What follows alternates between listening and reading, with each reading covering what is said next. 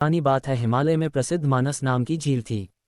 वहां पर कई पशु पक्षियों के साथ ही हंसों का एक झुंड भी रहता था। उनमें से दो हंस बहुत आकर्षक थे और दोनों ही देखने में एक जैसे थे, लेकिन उनमें से एक राजा था और दूसरा सेनापति।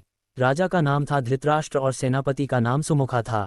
झील का नज़ारा बादलों के बीच में स्वर्ग जैसा प्रतीत होता था। उन समय झील और उसमें रहने वाले हंसों की प्रसिद्धि वहां आने जाने वाले पर्यटकों के साथ देश विदेश में फैल गई थी।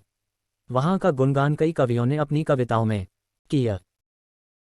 वाराणसी के राजा को वह नज़ारा देखने की इच्छा हुई। राजा ने अपने राज्य में बिल्कुल वैसी ही झील का निर्माण करवाया और वहां पर कई प्रकार के सुंदर और आकर्षक फूलाए के पौधों के साथ ही स्वादिष्ट फलों के पेड़ लगवाए। साथ ही विभिन्न प्रजाति के पशु पक्षियों की देखभाल और उनकी सुरक्षा की व्यवस्था का आदेश भी दिया। वाराणसी का ये सरोवर भी स्वर्ग जैसा सुंदर था, लेकिन राजा के मन में अभी उन दो हंसों को देखने की इच्छा थी जो मानस सरोवर में रहते थे। एक दिन मानस सरोवर के अन्य हंसों ने राजा के सामने वाराणसी के सरोवर जाने की इच्छा प्रकट की, लेकिन हंसाए का राजा समझदार था।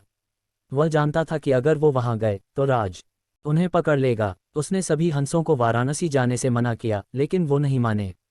तब राजा और सेनापति के साथ सभी हंस वाराणसी की ओर उड़ चले।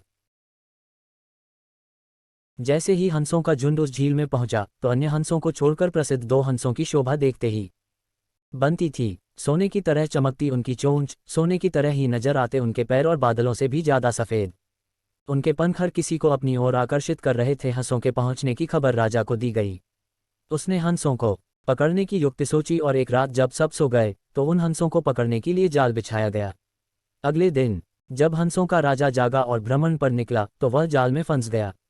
उसने तुरंत को वहां से उड़ने और अपनी जान बचाने का आदेश। अन्य सभी हंस उड़ गए, लेकिन उनका सेनापति सुमुखा अपने स्वामी को फंसा देखकर उसे बचाने के लिए वहीं रुक गया। इस बीच हंस को पकड़ने के लिए सैनिक वहां आ गया। उसने देखा कि हंसों का राजा जाल में फंसा हुआ है और दूसरा राजा को बचाने के लिए वहां खड़ा हुआ है। हंस की स्वामी भक्ति देखकर सैनिक बहुत प्रभावित हुआ और उसने का राजा समझदार होने के साथ साथ दूरदर्शी भी था। उसने सोचा कि अगर राजा को पता चलेगा कि सैनिक ने उसे छोड़ दिया है तो राजा इसे जरूर प्राणदंड देगा। तब उसने सैनिक से कहा कि आप हमें अपने राजा के पास ले चलें। ये सुनकर सैनिक उन्हें अपने साथ राजदरबार में ले गया। दोनों हंस सैनिक के कंधे पर बैठे थे। हंसों को सैनिक के कंधे पर बैठा देखकर हर कोई सोच में पड़ गया। जब राजा ने इस बात का रहस्य पूछा तो सैनिक ने सारी बात सच सच बता दी। सैनिक की बात सुनकर राजा के साथ ही सारा दरबार उनके साहस और सेनापति गया और सभी के मन में उनके लिए प्रेम जाग उठा। राजा ने सैनिक को माफ कर दिया और दोनों हंसों को आदर के साथ कुछ और दिन ठहरने का निवेदन किया। हंस ने राजा का निवेदन स्वीकार किया और कुछ दिन वहां रुककर वापस मानस झील चले गए। कहानी से सीख, किसी भी परिस्थिति में हमें अपनों का साथ नहीं छोड़ना चाहिए।